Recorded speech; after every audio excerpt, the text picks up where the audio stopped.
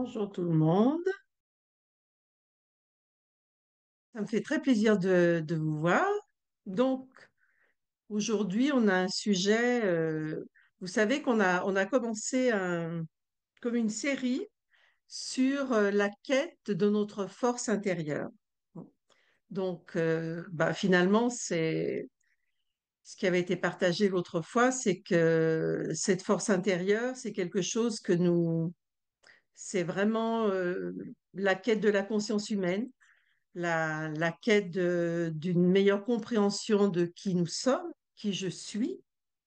Et puis c'est aussi chercher à comprendre l'ombre et la lumière, ce qu'est l'ombre et ce qu'est la lumière.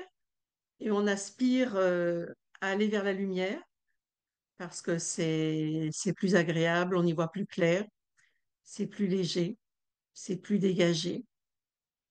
Et donc, comme je partageais l'autre fois, cette quête de notre force intérieure, c'est un travail personnel qui demande toute notre attention, notre patience, notre humilité, notre persévérance, parce que ça ne se fait pas du jour au lendemain, et c'est quelque chose qui se construit au fur et à mesure que nous avançons. Alors, nous pratiquons donc dans cette maison la méditation Raja Yoga, qui est un outil qui pour moi est un outil exceptionnel justement pour construire cette force intérieure. Et on utilise quelquefois aussi un autre mot qui est le pouvoir spirituel, le pouvoir intérieur. C'est-à-dire que, d'ailleurs, force et pouvoir, c'est associé. Alors bien sûr, ce n'est pas une force physique, ce n'est pas un pouvoir physique pour, à utiliser sur les autres, hein, c'est plutôt retrouver notre pouvoir intérieur, cette capacité à savoir, vous savez que le Raja Yoga, c'est développer cette capacité à savoir se gouverner soi-même. C'est quand même quelque chose d'extrêmement important et je dirais même essentiel, plutôt que d'être gouverné ou par les autres, ou par les circonstances, ou par nos faiblesses ou nos peurs, hein. Donc, et donc il y a des légendes populaires, des histoires, des contes, il y a même des images religieuses où on représente souvent un héros et un dragon. Et donc le héros, eh bien, conquiert le dragon. Les autres, tous les gens du village sont terrorisés par le dragon qui leur fait peur et puis qui leur rend la vie très difficile. Donc ils sont tous terrorisés. Et par contre, un beau jour arrive un chevalier, quelqu'un qui a un courage particulier et il a ce courage d'aller affronter le dragon. Et en fait, on comprend que ce dragon, en fait, c'est pas un vrai dragon. C'est le dragon de nos peurs, de nos faiblesses, de nos doutes, de nos hésitations, etc. Et donc, finalement, c'est notre propre faiblesse. Et c'est pour ça que dans ce chemin spirituel du Raja Yoga, plus on va apporter de la lumière, plus on va cultiver nos ressources intérieures, parce que la bonne nouvelle, c'est que nous possédons en nous, chaque être humain possède en lui euh, une immense richesse de trésors, de ressources, de qualité, de force, de beauté, de créativité. Si on est évidemment beaucoup absorbé par le monde extérieur, ce qui est souvent le cas, c'est-à-dire s'il n'y a pas cette pratique spirituelle, en tout cas nous dans le Brahmakumari, dans le Raja Yoga, on pratique la méditation. Il peut y avoir d'autres versions, d'autres formules, mais en tout cas, elles sont toutes quand même orientées vers l'expérience et la compréhension de notre monde intérieur. Parce que, eh bien, c'est à l'intérieur que se trouvent toutes les réponses. C'est-à-dire que, alors vous savez que, donc, il y a une série, on va parler de donc la quête de notre force intérieure, Et donc, c'est une série. Vous savez que dans le Raja Yoga, on parle de 8 pouvoirs, euh, 8 pouvoirs spirituels. Et on va les voir de deux en deux. Sur le titre, on a parlé seulement aujourd'hui de l'intériorisation, parce que tout commence par ce voyage vers l'intérieur. Toute la force que nous pouvons développer, c'est pas la force physique, ni la force de l'argent, ni la force d'un titre, etc. C'est une force intérieure, parce que tout le reste peut être très intéressant et peut être des atouts dans la vie, mais qui peuvent être passagers. Et en tout cas, la vraie force, celle qui nous rend, qui fait vraiment de nous des héros de notre propre vie. C'est pas pour avoir des applaudissements, mais c'est pour franchir toutes les étapes avec sagesse, avec maturité, avec bienveillance, avec courage, avec noblesse. Je pense que si on est capable de traverser notre vie avec, comme un valeureux chevalier, hein, c'est un peu des images anciennes, mais en tout cas, c'est parce que ça tombe bien, aujourd'hui, je vais vous montrer un chevalier. J'ai quelques, c'est une petite série de diapositives qui illustrent chacune un de ses pouvoirs. Et vous verrez, c'est des images qui sont assez jolies, qui sont assez épurées, mais je trouve qui ont beaucoup de sens, qui sont très évocatives.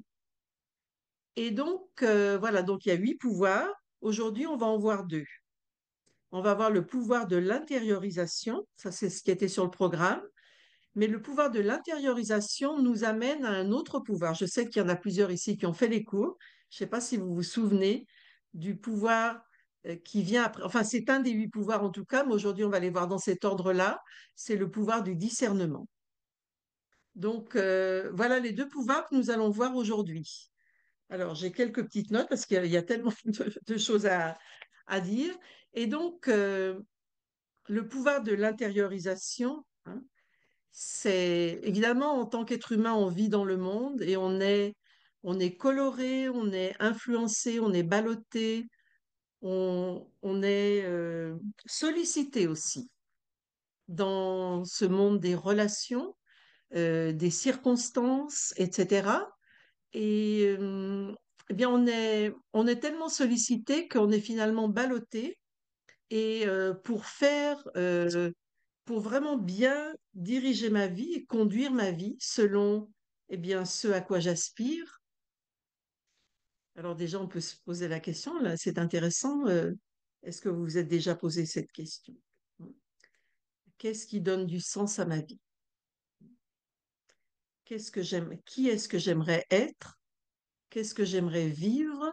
Qu'est-ce que j'aimerais expérimenter? Qu'est-ce que j'aimerais connaître pour vraiment sentir que ma vie a du sens? C'est-à-dire que je suis vraiment euh, centrée et je sens que ma vie a du sens. C'est-à-dire, je ne suis pas seulement un personnage qui court dans tous les sens, qui est très responsable, qui gère toutes les situations, etc. Mais est-ce que ma vie personnelle a un sens pour moi? Pas seulement dans le dévouement vis-à-vis des autres. Quelquefois, le dévouement nous permet de nous réaliser et le dévouement à des êtres chers comme des enfants ou des membres de la famille ou des amis, c'est évidemment quelque chose qui donne du sens à notre vie. Mais il y a aussi le fait eh bien, de s'épanouir et de se réaliser personnellement. C'est-à-dire, on est beaucoup dans le don, dans la générosité, dans le partage, dans l'attention à l'autre, mais on sait bien que la vie, c'est un voyage de relations et toutes ces relations, elles sont toutes formidables et c'est la grande richesse de la vie, les relations. Mais la première relation, c'est moi avec moi-même. Et donc, je fais partie des relations importantes, n'est-ce pas? Et finalement, on pourrait même dire que cette relation avec moi-même, il est important d'en prendre soin parce qu'elle va déterminer pas mal de choses dans ma relation avec l'autre.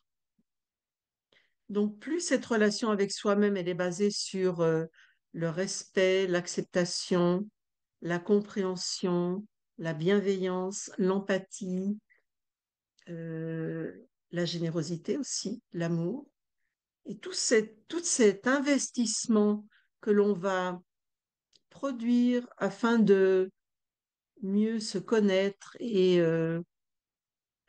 bah, c'est comme une fleur, hein, une fleur, tout ce qui est vivant d'ailleurs, tout ce qui est vivant, pas seulement les êtres humains, mais évidemment les animaux, les enfants. Ce qui nourrit la vie, c'est l'attention, c'est l'amour, c'est la bienveillance. Donc, la première personne à qui je devrais euh, prodiguer cette énergie-là, eh bien, c'est à moi-même. C'est pas du tout une attitude égoïste. Il y a quelquefois des personnes qui pensent que c'est un petit peu égoïste, mais en fait, pas du tout. C'est un investissement. C'est-à-dire que plus je me construis, plus je m'épanouis, mieux je me comprends, plus je développe cette force intérieure et cette maturité, plus je serai à même, plus je serai à même, sans S, eh bien, de prendre soin des autres. Et ce que j'aurai à donner aura encore plus de qualité. Et puis, autre chose aussi, ce que je donnerai, eh bien, ce sera de façon inconditionnelle. Il y aura moins de calcul. Si on est un peu vide intérieurement, on aura tendance peut-être à attendre un retour des autres pour combler un vide qui est en nous. Ça peut arriver. Et c'est logique parce que là, on dit que la nature a horreur du vide.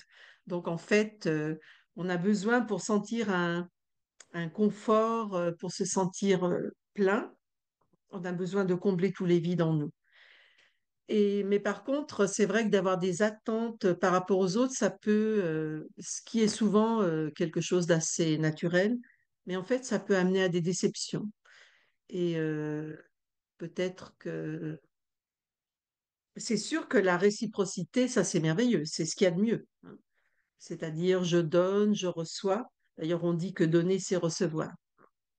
Mais euh, plus notre don, notre attention à l'autre sera désintéressée et avec le moins d'attente possible, moins on sera déçu peut-être, parce que quelquefois on peut être déçu, hein, ou frustré avec tout ce que j'ai donné.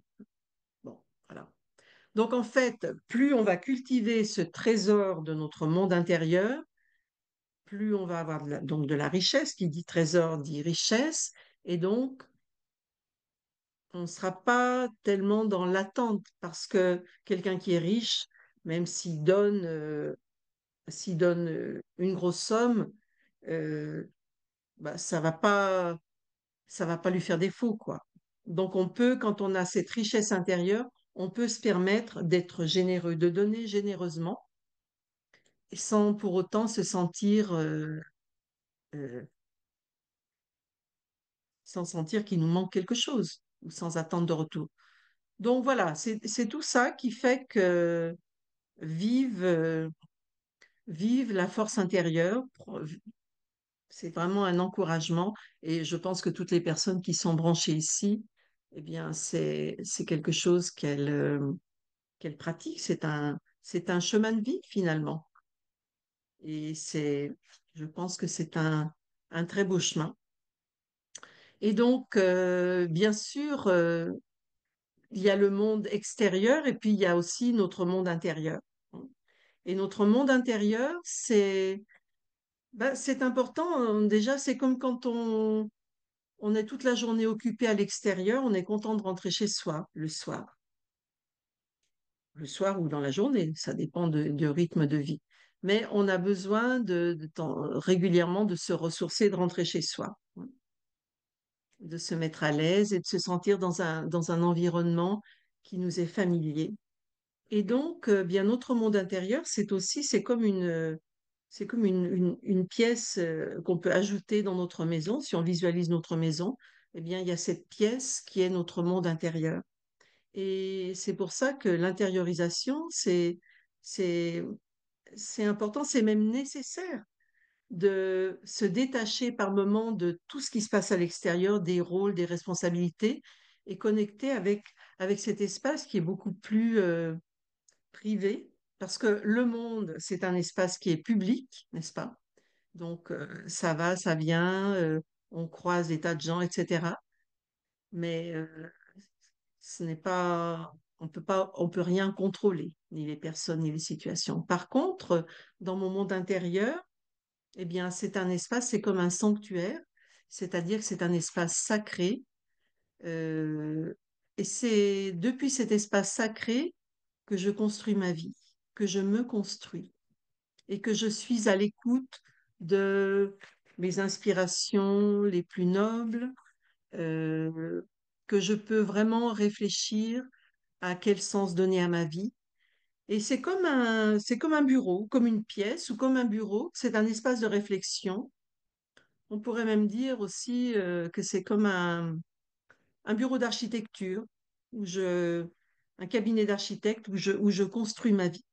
Donc en fait, pour se construire, on a besoin de connecter avec cet espace qui est en nous, avec ce sanctuaire, parce que c'est là que nous allons pouvoir entrer en contact avec nos valeurs, nous aligner avec nos valeurs, avec, avec toute cette cohérence. C'est dans cet espace qu'on va se sentir en sécurité. Bon, alors quelquefois, il y a des gens qui évitent ces moments de silence ou d'intériorisation parce que justement, euh, plutôt, il y a des personnes pour qui cette pratique serait peut-être génératrice d'angoisse parce qu'ils ont peut-être plutôt peur de se retrouver face à eux. Et donc, ça, c'est quelque chose qui peut arriver. Donc, bah, peut-être que pour certains, ça passe par là. En tout cas, ça serait le départ. Ça veut dire que si, s'il y a des choses en moi que j'ai pas envie de voir, que j'ose pas aborder, etc., ben justement, c'est peut-être quelque chose, c'est peut-être qu'il y a un travail à faire en urgence, mais je veux dire, je devrais donner la priorité. Et c'est vrai que quelquefois, de rester à l'extérieur et à la périphérie de notre vie, c'est quelquefois pas parce qu'on aime les autres, parce qu'on aime le champ de l'action, mais c'est aussi quelquefois, c'est un peu une fuite, c'est-à-dire on appréhende un peu de se retrouver face à soi parce que il y a peut-être des choses qui sont pas encore complètement réglées, complètement achevées. Il y a encore des choses en suspens, voilà.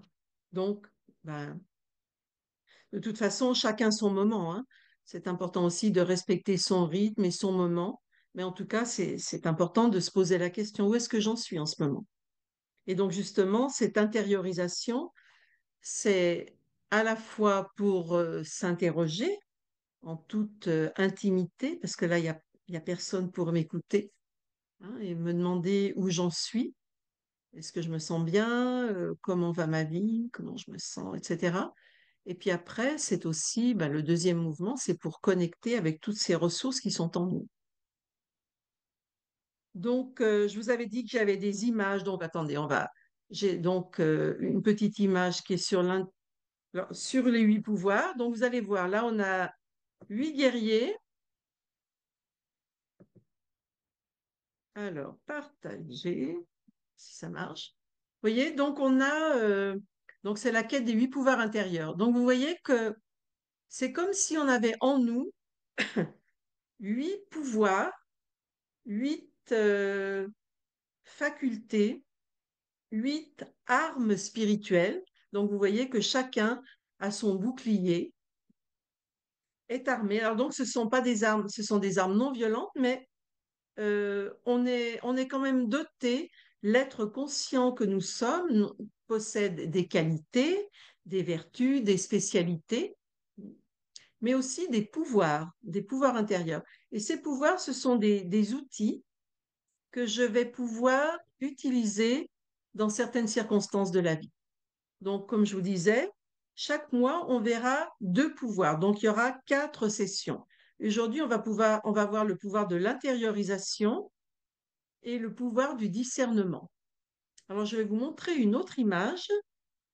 Donc, vous voyez on est quand même, hein, quand on prend soin de ce monde intérieur, quand on cultive, quand on euh, nourrit notre monde intérieur de lumière, qu'on cherche à éveiller cette sagesse, euh, cette connexion où il y a ce qui est connecté avec ce qu'il y a de plus pur en nous. Eh bien, voilà le fruit, c'est-à-dire qu'on va développer des outils euh, précieux qui seront autant d'armes spirituelles, de réponses face à des circonstances. Donc, c'est quand même assez intéressant. Alors, je vais vous montrer l'autre image. Alors, attendez, il faut que j'aille raboter dans mes... Voilà. Maintenant, on va voir le pouvoir de l'intériorisation. Alors, le pouvoir de l'intériorisation, à partir de cette diapositive. Alors, voilà. Vous voyez, donc on a cette très jolie image. Est-ce que vous la voyez? Est-ce que vous me voyez là où j'ai disparu?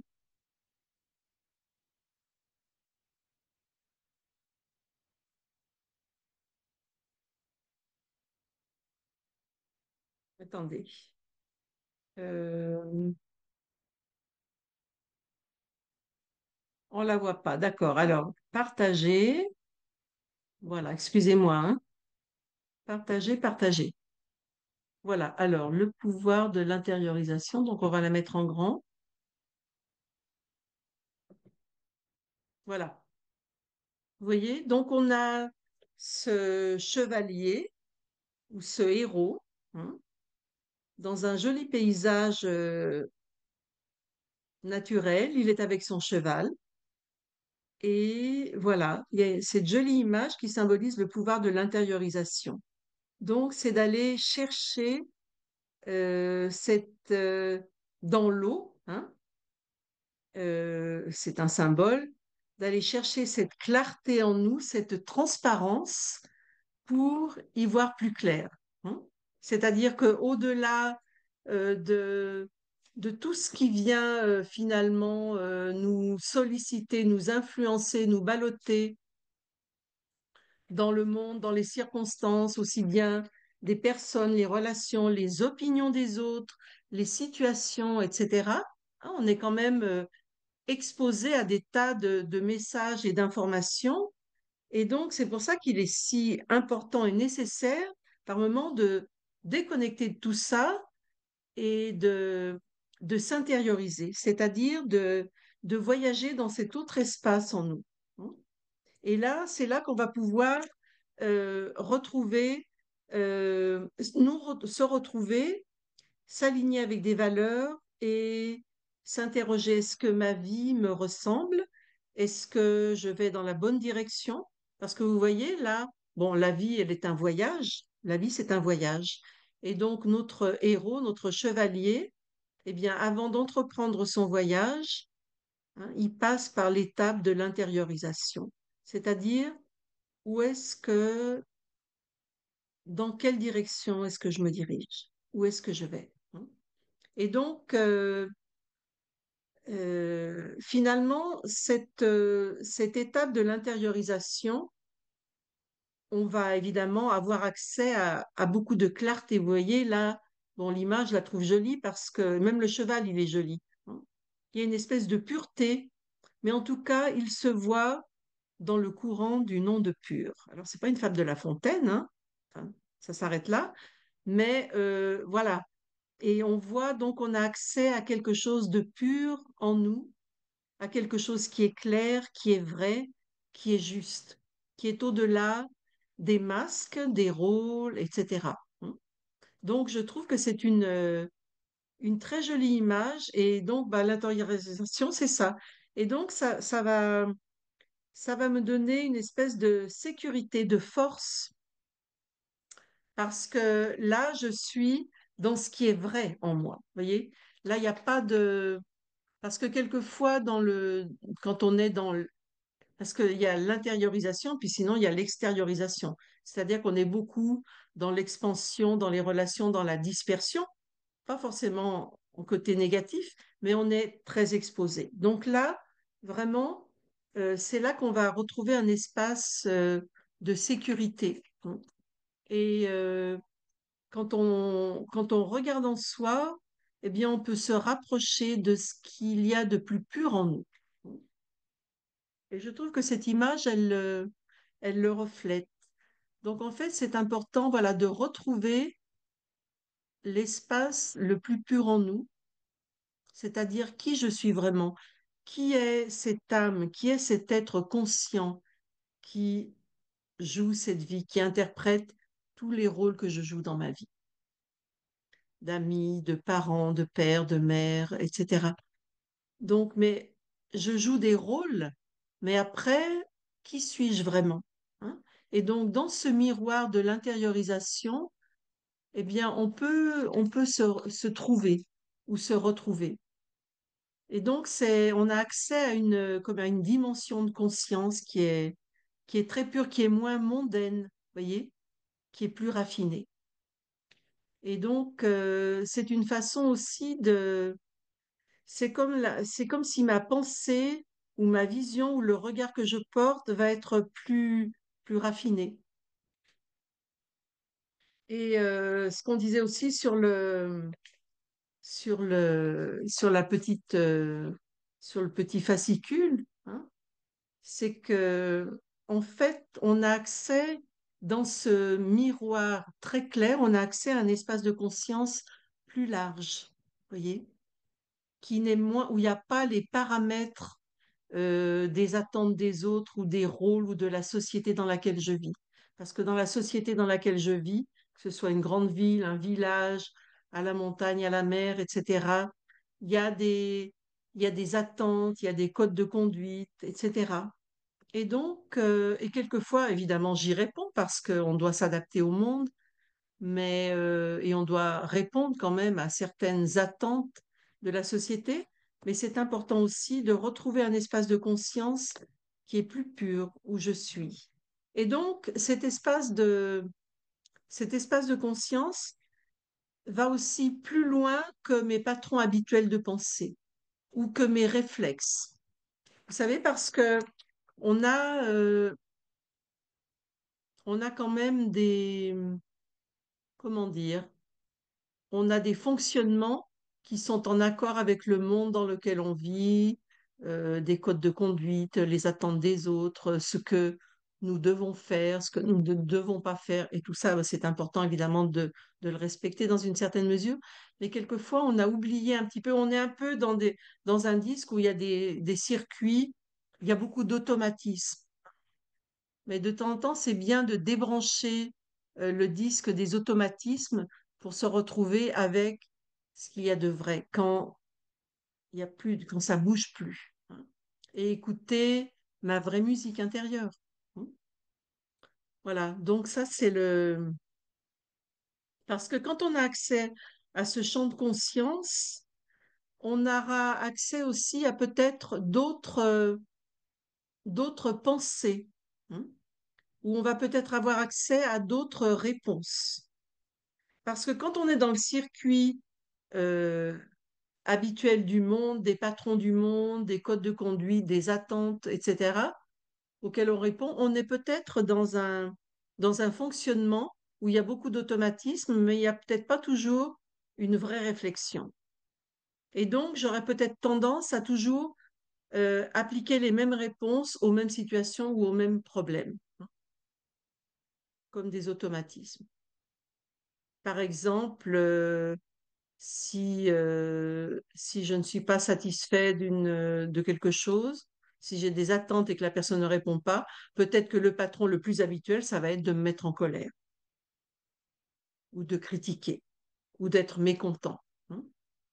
Mais est-ce qu'il y a une seule réponse qu'on peut apporter à une situation? Est-ce que se mettre en colère est l'unique réponse qu'on peut apporter quand on n'est pas d'accord ou quand la personne n'a pas fait ce que j'attendais ou n'a pas répondu, etc., etc. Vous voyez? Donc, en fait, retrouver cet espace, ce miroir, et évidemment toute la richesse de nos ressources et une certaine profondeur. Hein, vous voyez, là, le lac, on voit qu'il est pur, etc. Et quand on regarde dans le lac, on se voit soi-même, mais on voit aussi des tas de possibles. Et donc, en fait, ça me permet de peut-être de sortir des patrons habituels. Parce que, vous savez, ce qu'on dit, c'est que si j'agis toujours de la même façon, je continuerai d'avoir les résultats que j'ai toujours eus, ce qui est logique, hein. Et si j'aspire à de la nouveauté dans ma vie, eh bien, il faut que j'agisse différemment.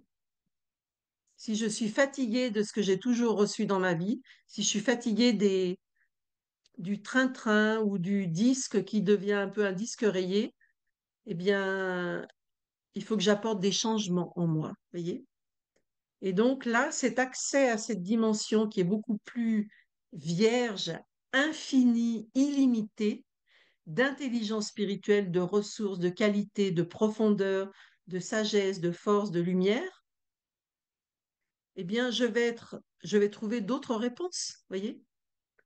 Et donc, si j'apporte d'autres réponses, eh bien, j'aurai d'autres résultats, voyez? Et donc, c'est une façon de commencer peut-être un nouveau cycle, d'apporter du changement et de la nouveauté dans ma vie, où je trouve que tout est un peu, dans le cas d'une personne qui trouve que sa vie ronronne un petit peu, qu'elle s'ennuie peut-être un petit peu, ou alors qu'elle aimerait transformer certains patrons qu'elle a envie de changer dorénavant parce qu'elle s'est aperçue que ces patrons de comportement ne lui donnaient pas que des bons résultats, vous voyez? Donc il y a des moments dans la vie où on aspire à changer soi-même ou à avoir de la nouveauté ou transformer des choses en nous, etc. Donc tout ça, hein, parce que la vie est un voyage, et vous voyez, notre valeureux chevalier, eh bien, il commence par cette étape de l'intériorisation. Voilà. Et donc, comme je disais tout à l'heure, eh bien, le deuxième pouvoir, euh, eh bien, c'est le pouvoir du discernement. Parce que eh bien, quand on se plonge dans un espace qui est beaucoup plus pur, qui est moins éculé par la vie, etc., qui est un peu préservé de toutes les sollicitations de mon personnage dans ma vie, vous voyez? Donc cet espace, c'est moi, c'est mon monde intérieur, c'est mon âme, c'est un sanctuaire. Et là, comme c'est un espace qui est totalement privé et que seul moi en possède la clé, eh bien, il n'y a pas 36 personnes qui sont venues piétiner cet espace, vous voyez? Donc, c'est beaucoup plus vierge et voilà. Et c'est en même temps sacré parce que c'est la dimension la plus pure. Et donc, deuxième pouvoir, donc je vais changer d'image, je vais passer. Ça va pour l'instant, tout va bien? C'est OK? Bon. Alors, on continue. Alors, je reviens à mon image. Et donc, vous allez voir, le deuxième pouvoir, c'est le pouvoir du discernement. Alors, ça devient intéressant aussi. Alors, attendez, non, non, pardon. Alors, je reviens avec vous. Je partage le discernement. Et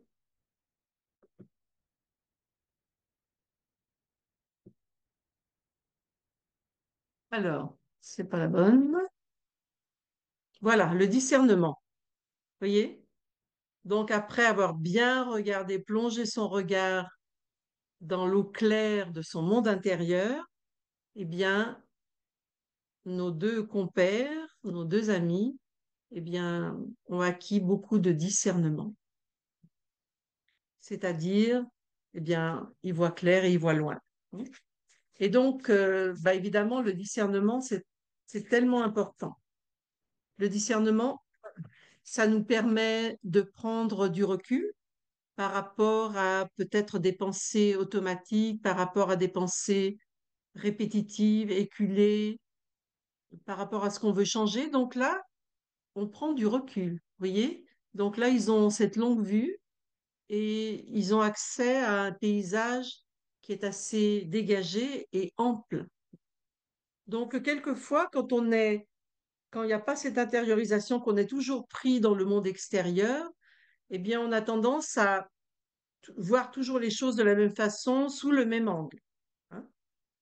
Et donc, ben, toujours la même chose, et donc les mêmes réponses, etc. Et on tourne un petit peu en rond. Et donc là, tout d'un coup, mon paysage devient plus vaste, et je m'aperçois que ben, il y a d'autres choses que je peux, d'autres paysages que je peux parcourir, d'autres routes que je peux prendre. Et le discernement, c'est non seulement prendre du recul, avoir une vision qui va très loin, mais ça me permet aussi de discerner le vrai du faux. C'est-à-dire que quand on acquiert cette clarté du discernement, eh bien, on peut aller au-delà de certains pièges. Au-delà des pièges, du piège, par exemple, hein, des excuses, de nos peurs, de nos émotions, de nos réactions habituelles, de la procrastination. Ça, ce sont des pièges. Et quand on est dans ces pièges, donc, et quelquefois, vous savez, on utilise quelquefois cette expression, avoir des angles morts. Quelque chose qui est devenu tellement habituel en moi, quand je n'ai plus de recul, justement, eh bien, c'est ce qu'on dit, il y a des angles morts. C'est-à-dire que je ne les vois même plus. Et donc, quelquefois, il y a certains pièges que je ne vois même plus parce que c'est un peu comme je fonctionne dans un circuit fermé. Vous voyez, un circuit fermé où il y a mes peurs, où il peut y avoir ma procrastination, où je peux trouver des excuses à ne pas changer, à ne pas aller de l'avant, etc. Vous voyez? Ou des réactions ou des émotions dans lesquelles je retombe régulièrement. Et donc, eh bien, ce discernement que j'acquiers à travers l'intériorisation, ce discernement me permet d'y voir clair et moi, d'y voir clair même sur moi-même, bien sûr, et de déjouer un peu de voir clair dans certains pièges dans lesquels je me suis mis moi-même, hein. Et donc, ça nous permet aussi de voir donc plus clair, donc plus loin, plus dégagé, voir au-delà de nos propres pièges, et puis voir plus clair. Et quand on y voit plus clair, le discernement, ça c'est extrêmement important, c'est qu'on peut prendre de meilleures décisions, hein. On peut mieux décider. C'est-à-dire, on sera à même de bien identifier nos besoins, de quoi est-ce que j'ai besoin en ce moment et comment est-ce que je vais m'y prendre, ou alors bien identifier une situation. Que se passe-t-il? Qu'est-ce qui se passe dans cette situation? Qu'est-ce qui se passe avec cette personne? Qu'est-ce qui lui arrive? Qu'est-ce qu'elle traverse? Etc. Donc, cette clarté, elle est très importante pour bien discerner, bien identifier, pour ensuite prendre des décisions. Et vous verrez que la prochaine fois, on parlera du pouvoir de décision. Donc, il y a d'abord l'intériorisation, le discernement, je vois clair, et après, eh bien, je vais faire quelque chose, je vais faire un choix, hein, je vais mettre en pratique quelque chose. Et puis, ce discernement, ça me permet aussi de voir les choses avec un nouvel angle, voyez?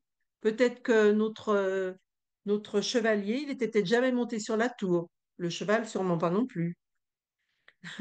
Donc, en fait, quand on adopte, on acquiert de la clarté et de l'altitude, hein, on voit plus large, et donc on voit le paysage de notre vie, ou le paysage d'une situation, ou le paysage du comportement d'une personne sous un autre angle. C'est comme quand on prend l'avion, on voit les choses complètement différemment de quand on les regarde dans son jardin.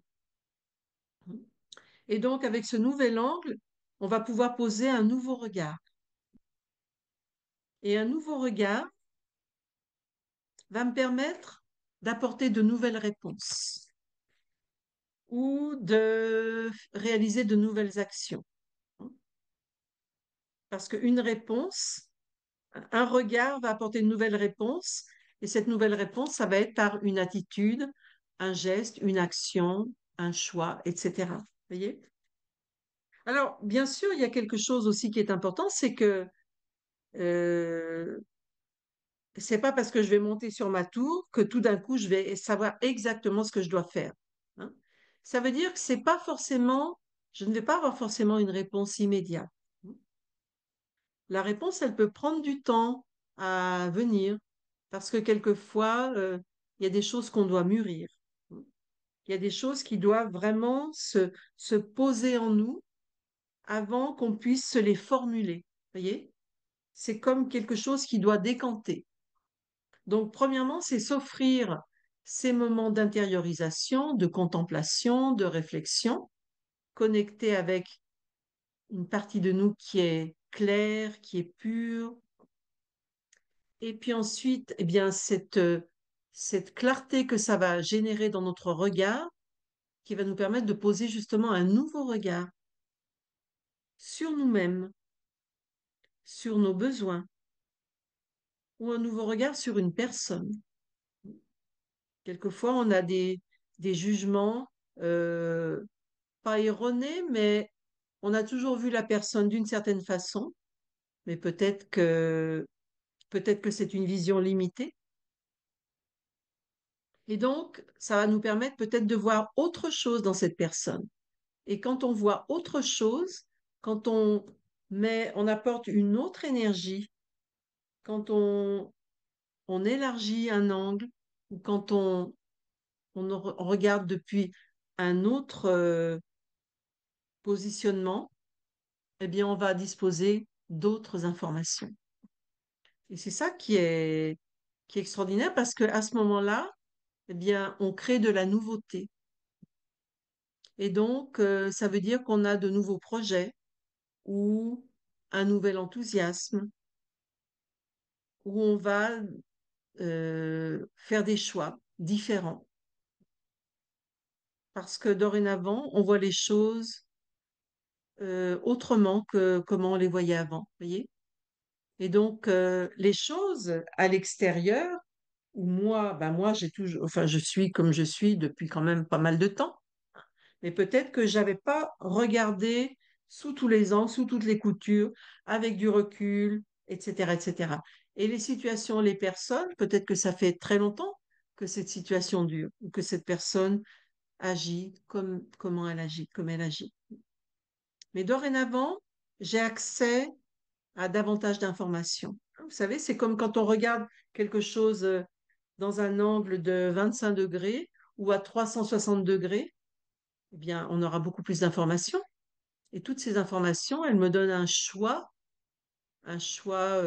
très large de réponses, d'attitudes, etc., etc., d'analyse. Et donc tout ça, c'est quelque chose qui vient enrichir ma vie et qui vient, c'est très, je suppose que vous avez tous eu des moments comme ça.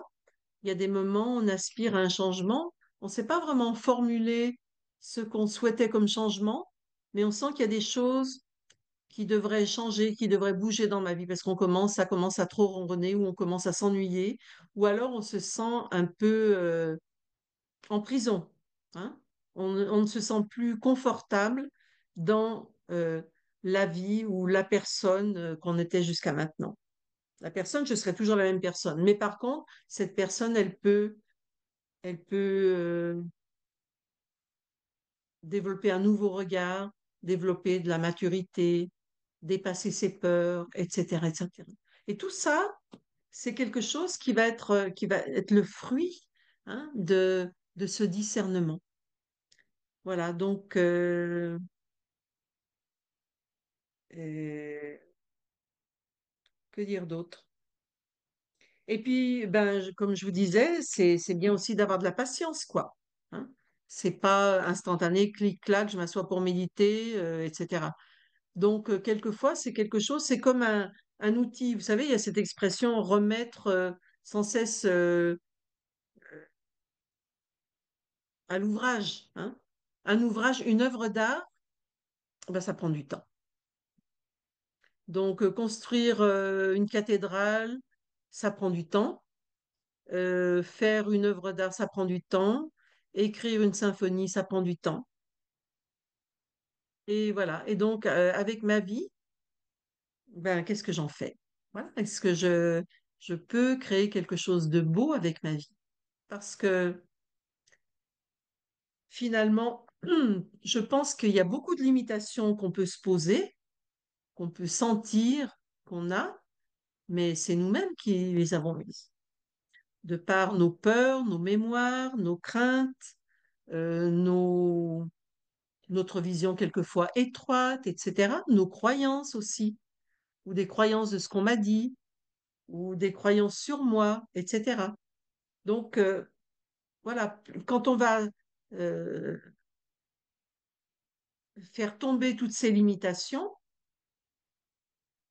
peut-être pas toutes d'un coup, hein, mais il y a aussi quelque chose d'intéressant dans la méditation, c'est que quand on a accès, quand on développe cette clarté, quand on raffine notre conscience,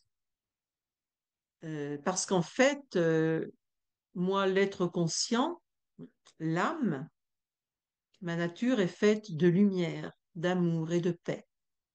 Il y a mon corps physique, ça c'est la personne, le personnage, qui est fait des 5 éléments de la matière, bien sûr.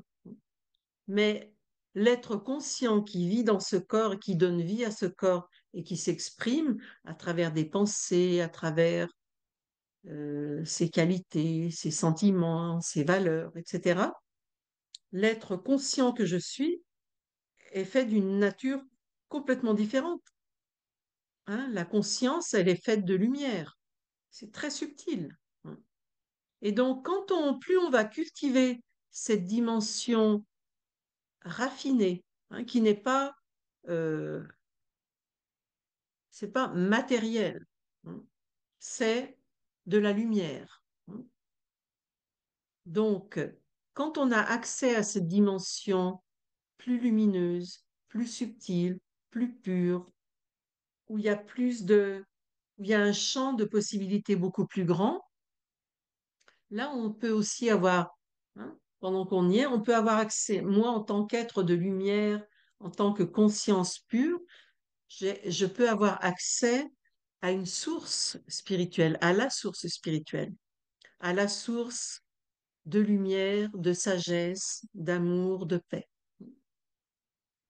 Donc, non seulement je vois plus clair en moi, mon champ de vision devient beaucoup plus vaste, mais en tant qu'être spirituel, parce que ça c'est ma véritable nature et identité, eh bien j'ai aussi accès à cette dimension spirituelle et à cette connexion avec la source spirituelle, avec le divin, avec Dieu. Après, c'est le Dieu de toutes les religions, on peut lui donner le nom qu'on veut, mais en tout cas, avec cette source de lumière, de sagesse, d'amour. Hein. Et donc, plus je vais euh, élever ma conscience en me souvenant qui je suis. Je ne suis pas que mon corps, je ne suis pas que les différents rôles que je joue, je ne suis pas que les différentes responsabilités que j'assume dans ma vie. Tout ça, c'est ce que fait mon personnage. Mais qui donne vie à ce personnage? Hein. C'est l'âme, c'est l'être conscient.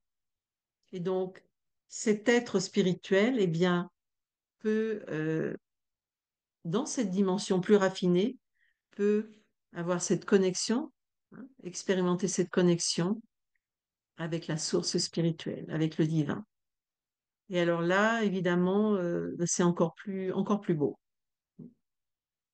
Il y a encore plus de beauté, de force, de lumière, hein, de réconfort, d'amour aussi.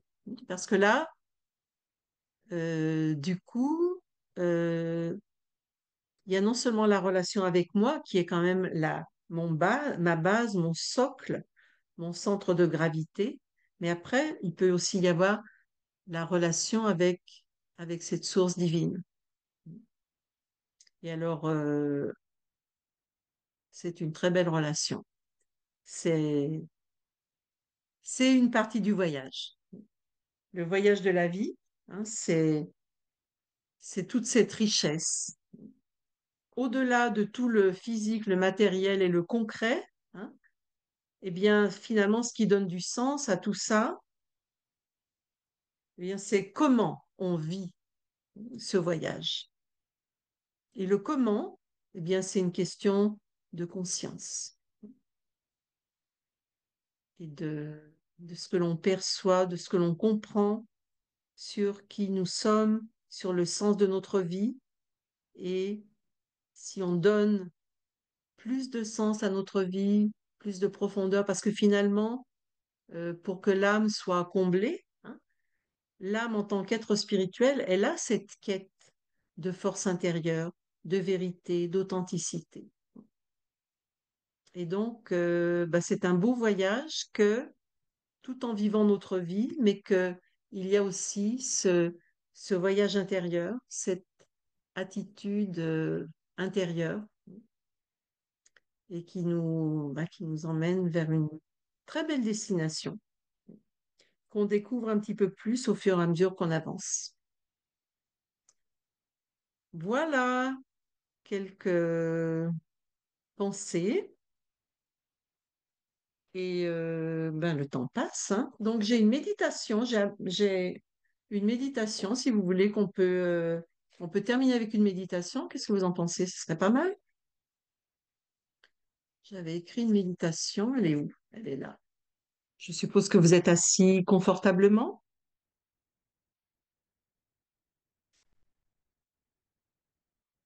Donc, tout d'abord, je détache mes pensées du monde, de l'environnement, de tout ce qui se passe autour de moi.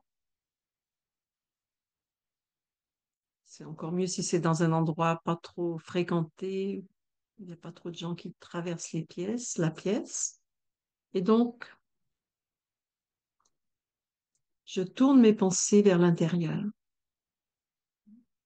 Je me détache du monde extérieur et je oriente ma pensée vers un autre monde, vers un autre espace, vers l'espace de mon monde intérieur.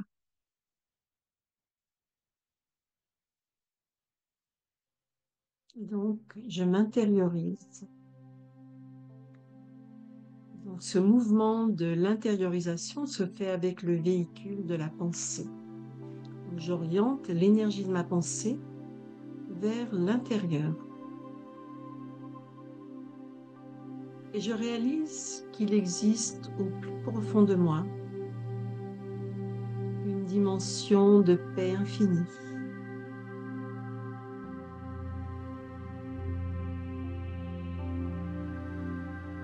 Une dimension que je peux visiter. Dans cet espace qui est comme un sanctuaire, où je ne suis pas affectée par les exigences ou les attentes du monde. Dans cet espace, je me sens en sécurité.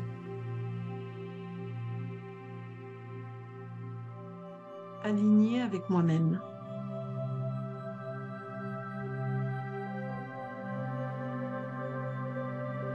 Et depuis cet espace, je peux prendre du recul afin d'observer et sûrement voir les choses sous un nouvel angle.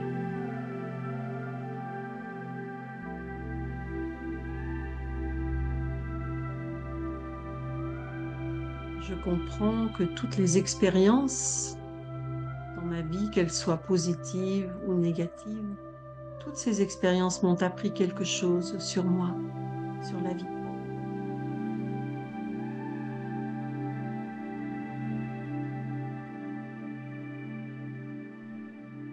Et donc je plonge dans cette dimension, je visite ce sanctuaire de mon monde intérieur.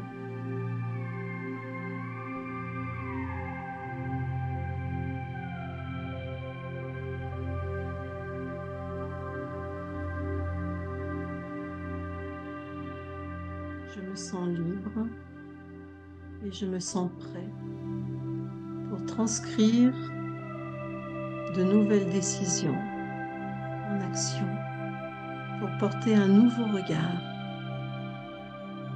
sur ma vie, sur certaines circonstances de ma vie. Depuis cet espace de sécurité, centré dans mon essence de sagesse et de paix.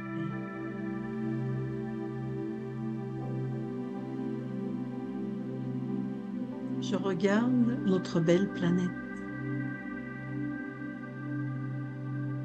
Nous sommes tous des acteurs sur la scène du monde. Et chacun est unique, avec son histoire. Que je la comprenne ou non, chacun est unique et apporte et manifeste son histoire et apporte sa contribution.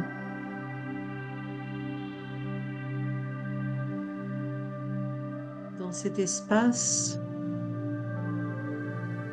pur, dans cet espace de clarté, la source de sagesse universelle, la source divine, m'inspire à écrire mon propre script, mon propre scénario.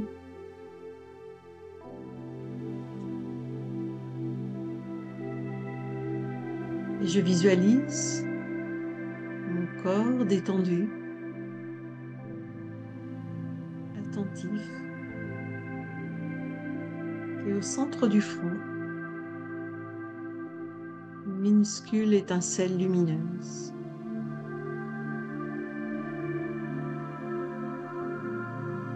Juste au centre du front, là où naissent mes pensées. Je visualise une petite étoile. C'est la lumière de ma conscience, l'être conscient que je suis. Voilà ma véritable nature, ma véritable identité.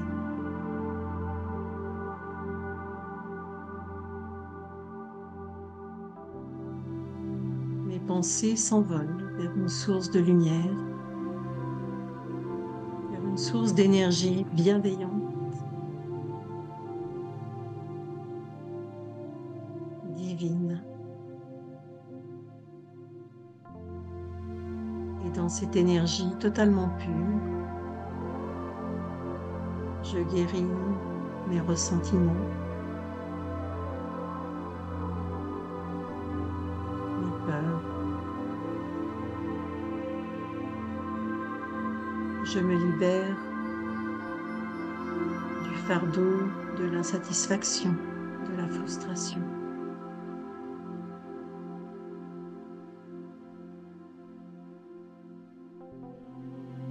Et une fois libérée de ce fardeau, je retrouve une force intérieure qui a toujours été là. Je retrouve une clarté qui a toujours été là. Car cette force et cette clarté sont innées. et je me retrouve. Je retrouve ce qu'il y a de plus pur en moi qui me permet de poser un nouveau regard et d'avoir une nouvelle approche de comment je dirige ma vie.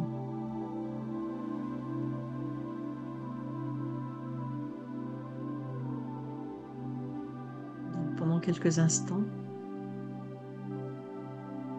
je reste dans cette expérience de l'âme au centre du front, cette source lumineuse, cette petite étoile dans laquelle toute la beauté, les qualités, la profondeur et la sagesse de l'âme sont enregistrées.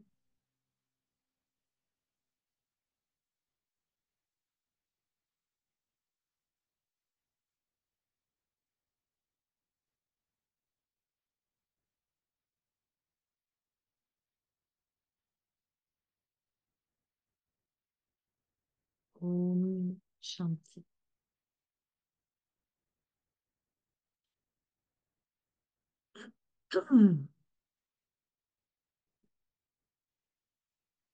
Et donc, je ramène mes pensées vers l'endroit où je me trouve, vers l'environnement autour de moi, vers les sons.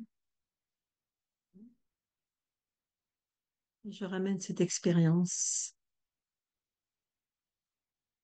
de l'intériorisation et de la clarté que m'apporte cet exercice.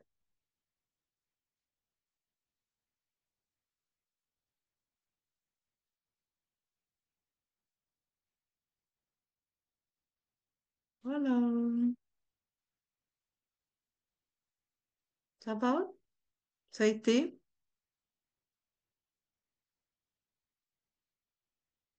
Est-ce que vous avez des questions? Alors, je vais remettre mes lunettes parce que je suis pas bien éclairée là où je me trouve.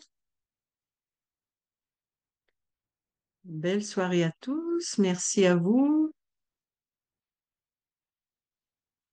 À bientôt. Bonne journée et bonne soirée à tous.